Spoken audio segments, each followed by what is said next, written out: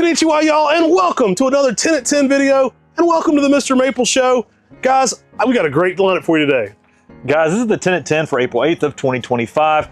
Y'all, get excited because these trees get listed at 10 a.m. Eastern Standard Time. We're going to talk about 10 of those 20 items. You can find about the other secret 10 in our weekly emails. You know, the hardest part about these videos isn't the tree knowledge. That's all easy. The hardest part's actually saying the date right at the beginning of the video. I'm still writing 2024. Let's get into the trees. That's my sweet spot. Guys, we're starting out with Acer palmatum butterfly. Butterfly is a beautiful upright Japanese maple. It's a slow growing to mid-sized tree, typically reaching about 8 feet in 10 years.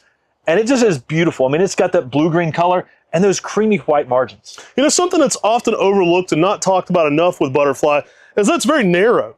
So butterfly over time doesn't get super wide. You're gonna have more of a narrow footprint to it. I wouldn't truly consider it columnar, but it's definitely a more narrow approach than many of the others. You know, a 6 to 8 foot tall tree, only about 4 to 5 foot wide. So not something that's gonna make a huge piece there in the landscape as far as width. Love this in the early spring. You can get some pinks going on in there.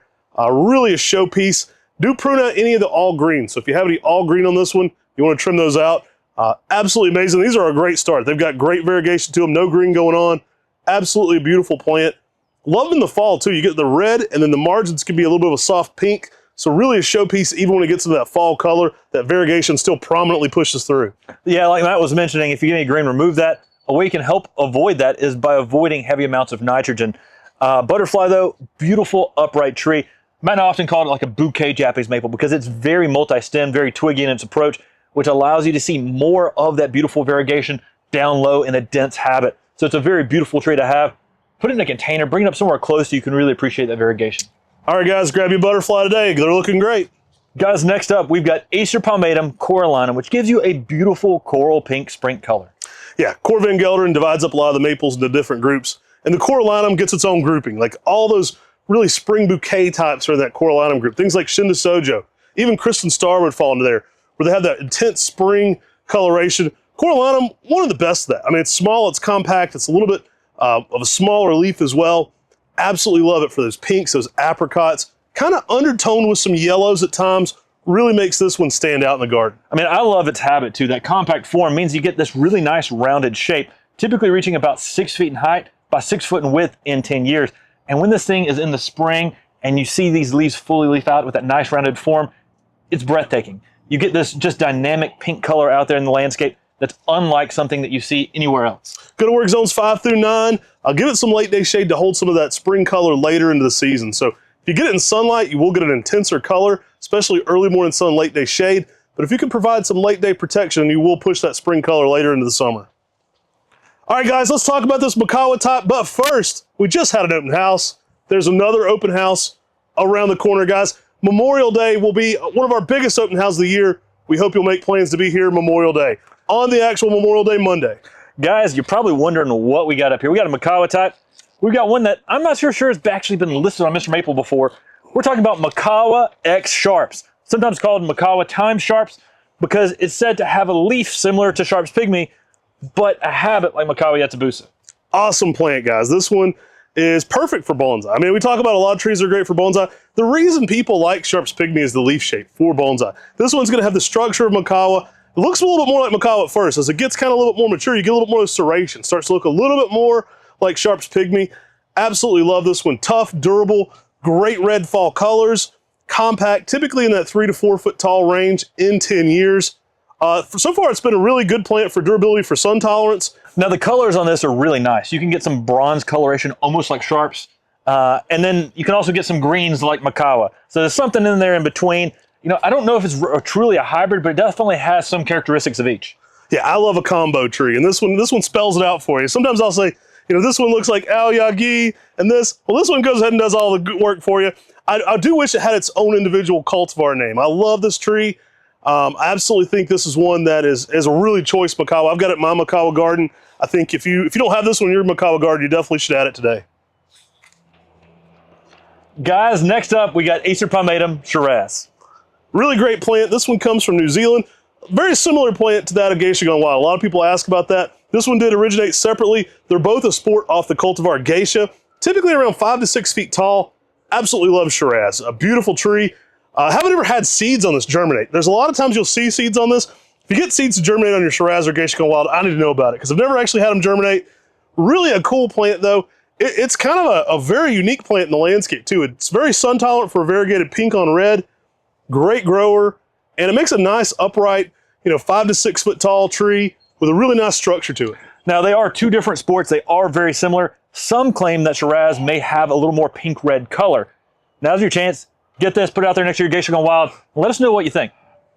All right, guys, next up we got the red bamboo. One of my favorite litter lobums. We got Acer palmatum Benny Otaki. Now, I'll never make fun if you say trees wrong, because we went around with our redneck accents for years saying Benny Otake, and finally we went to Oregon and we were edumacated.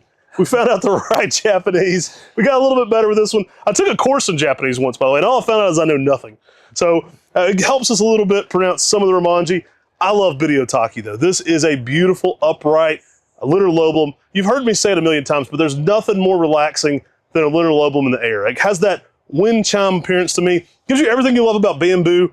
Kind of has that essential Asian gardening aesthetic to it, but you get all the benefits of a Japanese maple versus bamboo. I mean, I love Benny Otaki because it's so vigorous. It makes a nice tree out there in the landscape pretty quickly. It's one of the more vigorous cherry red selections of a red litter lobum. It's got some great color in the early spring, going to maroon after that. It was a selection that was found by Edsel Woods. And Edsel Woods was a collector in the Washington, Oregon area, and he would host these spaghetti dinners and sell off his new neat seedlings. And that's kind of how Benny Otaki got into the trade, is people like Talon Buchholz and other nurserymen purchased it from him through that auction. I love Benny Otaki. Again, Benny, a reoccurring word, being in red. You'll see that a good bit in Japanese maples. A lot of them are just waking up right now. Guys, you're going to love this one. I have a big one in my garden. This is one, if I put it in my garden, I like it. I have a limited amount of space. Absolutely love this. I have a massive specimen of this in the garden. I mean, it's probably 5-inch caliper now, probably in that 17, 18 foot range. Absolutely a showpiece, especially when it hits peak fall color. It's one of those trees that, I could stare at it all day. Guys, next up, we've got Acer palmatum Vernagine. This is another columnar selection by Vernagine Nurseries out of Oregon. It's going to have some similarities to that of Twombly's Red Sentinel, but different origin. This one's a true columnar one as well, typically in that 8 to 10 foot range. Very narrow, an 8 to 10 foot tall tree, only about 3 to 4 feet wide. It's got some good cherry red color, maroon during the summer. Y'all, this is an amazing upright tree for those narrow places in the garden. Yeah, this one's going to work zones 5 through 9, and it handles a good bit of sun up to zone 8. Now, I actually have one of these in my landscape as well. I have this paired next to my Stewartia pseudocamellia pewter. So you kind of get that play off the colors, the dark maroons. I've got that one, do that silvery blue thing next to it. Love this one for that color it gets, though. You're going to get a really intense color palette. Actually, not too far from this is my Amber Ghost as well. So play with the colors on this one. I love the shape. And because of that narrow columnar habit, I'm able to kind of put it in a crowded spot in the garden. I like it because it adds that verticality, adds depth to your garden.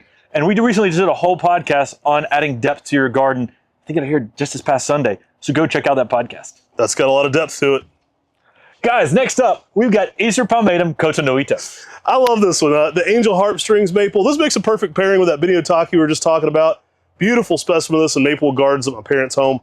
Absolutely love it. This one is a fall color I look forward to. You get some highlighter yellows on this one sometimes. I've had it be deep yellow. I've had it be neon yellow. Really an interesting tree. Stringier foliage.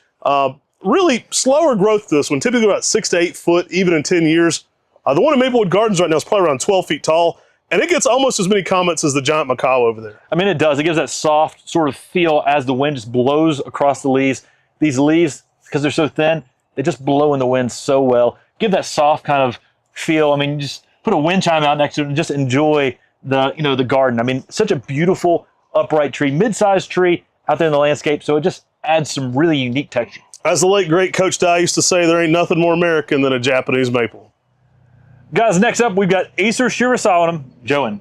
Now, a lot of people think that Dolly Parton was singing about Jolene. She was actually singing about the auburn hair of Joheen. This one is an awesome darker Shirasalanum, guys. That was the original song, really not known as much. She loves Japanese maples. Dolly's a big fan, I'm sure. Joheen, please don't take my man. Guys, grab you a Joheen today. This is a fun one. It's got that darker foliage, lighter green bark to it, which is a neat characteristic. Right now, these are actually flowering, so you kind of see some of the Shirasalanum flowers. I love darker Shirasalanums. This one of the most classic ones by Talon Buchholz. Yeah, Joan has this larger Shirasalanum leaf. It has like this bronze brick red kind of color that gets slightly orange at times. with somewhere of a green veins and a green eye in the interior part of the leaf. It's a rock star to me. It's a good mid-sized tree, reaching about 6 feet in height in 10 years. I mean, it's easy to use out in the landscape. Give it some protection from the hot afternoon sun, and this is going to be a beautiful tree in your garden. Next up, we've got one from Japan, guys. We've got Acer palmatum Sawa Shidori. Yeah, this is a good upright tree out there in the landscape. It's really beautiful. It's just got that good reticulated variegation. Yeah, this one's been around since 1988 in Japan, guys. Really subtle variegation to it. This has that reticulation, kind of greens up a little bit midsummer, but it has this pink on light green right now, especially as you start to get into leaf, this pink on light green coloration. It's really interesting, and it pairs really well with a lot of the other ghosts. This one kind of fits into that ghost model a little bit, typically around 8 foot in 10 to 15 years. Yeah, I mean, those lime green veins are just so striking right now. I mean, an amazing reticulated selection. If you give it some protection from the hot afternoon sun, you'll really peak up that reticulated variegation. Morning sun is ideal for this. I'm telling you, this is a tree that can light up that space. Guys, next up, we have Acer palmatum Hanezu Hagoromo. Hanezu, God bless you. I love this one, guys. This one is a compact, dense form. Very interesting Hagoromo style foliage to it. So you get a golden yellow Hagoromo, that angel kind of feather shape to it. The sessile foliums are super interesting. Now, Hanezu Hagoromo or orange Hagoromo is multi-stemmed and short, typically 6 to 7 foot in 10 years. You're gonna get a denser, wider tree. Now, interestingly enough, this one kind of hit the US around the same time as Benny Hagoromo, which is quite the opposite. That one wants to get tall, it has red foliage, makes a great pairing with this one, but know the shape on this one's gonna be nice and dense. Now this one just has some amazing color. In the early spring, it has this orange with hints of yellow inside of it, which is really striking. Later on throughout the season, it's more of that pure yellow. And that's what I love, is having this short shrub-like tree out there in the landscape with that good yellow color. Yeah, give this one some protection from the hot afternoon sun. Gonna work zones 5 through 9. Great container plant. I actually think it's a great plant for the Makawa garden as well. If you like that density to it, it really pairs nicely with other compact dense trees, and it brings a unique texture to the Makawa garden. Guys, that's 10 of our 20 trees that are getting listed today at 10 a.m. Eastern Standard Time. The other 10, you'll have to sign up for our secret email to find out. There are gonna be 20 trees listed today at 10 a.m. Guys, we love Japanese maples. This is the funnest time of the year if you're into trees. We appreciate you signing up for our emails and also subscribing here on the Mr. Maple Show. Guys, take care. God bless. And have a great day.